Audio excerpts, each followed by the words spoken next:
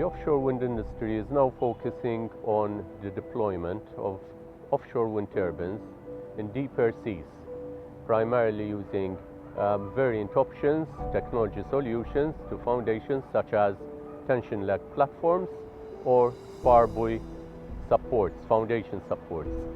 At the moment, wind turbine technology is growing in terms of turbine size, with megawatt class wind turbines being projected for offshore deployment.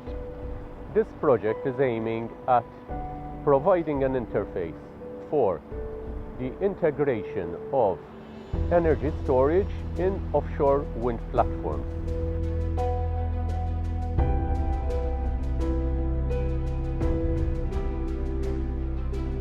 The problem is that renewable energy technologies such as wind and solar power are intermittent, so we cannot predict, or it's very difficult to predict a reliable generation schedule over a substantially long period of time, say between 1, 2 or 3 hours.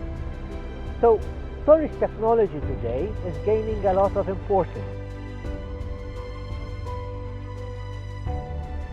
We are working on a new concept for integrating energy storage offshore, so we can integrate this in floating offshore wind turbines under deep sea conditions. And the idea of this is to use the floating platform of a floating wind turbine or any other renewable energy generation technology to integrate compressed energy technology.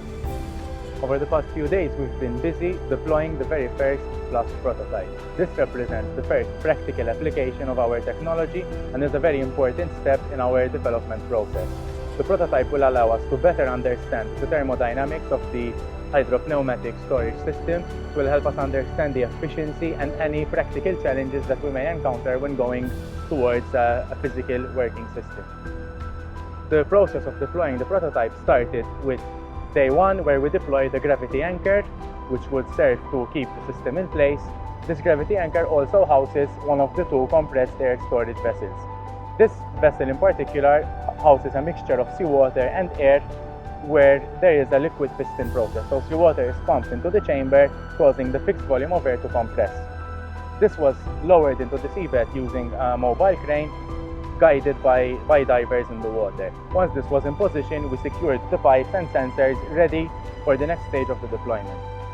The next stage of the deployment consisted of putting in place the upper floating structure. This structure houses the larger compressed air vessel, which is connected to the one at the seabed in order to stabilize the pressure fluctuations as the system charges and discharges.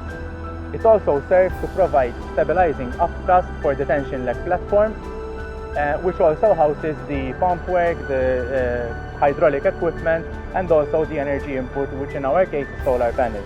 We chose solar panels because at this scale, a small-scale wind turbine would not really make sense. The deployment process for the upper structure started very early in the morning at the Malta Freeport, specifically at the MetServe quayside facilities. MetServe was an industrial partner on this project, and they were responsible for the construction and the manufacturing of the prototype itself. We started from there, transporting it by sea using a standard offshore vessel, which was able to come into the Dock 1 area in the Maltese Grand Harbour, where it was then able to come very close to the shore. The prototype could be picked up by a mobile crane, lifted off from the vessel then could depart, and the prototype itself was lowered into the water, once again guided by divers. And now this is the beauty of having a compressed air vessel integrated into the upper structure, because we could fill up the vessel with a controlled volume of water, which would allow it to sink to the required draft, so we could calculate exactly how much ballasting we need and simply fill it with water. Once it is in position, the divers could connect the mooring chains. We then connect a compressor and start pre-charging the system. So we start preparing the system to receive energy, to start storing energy. But in the process of pre-charging the system, we are also purging the ballasting water. As the ballasting water purges, the weight of the structure reduces and it rises slightly out of the water, causing the chains to come to the required tension. This happens in a very slow and very delicate manner without causing extraneous forces or sudden jerks on the structure.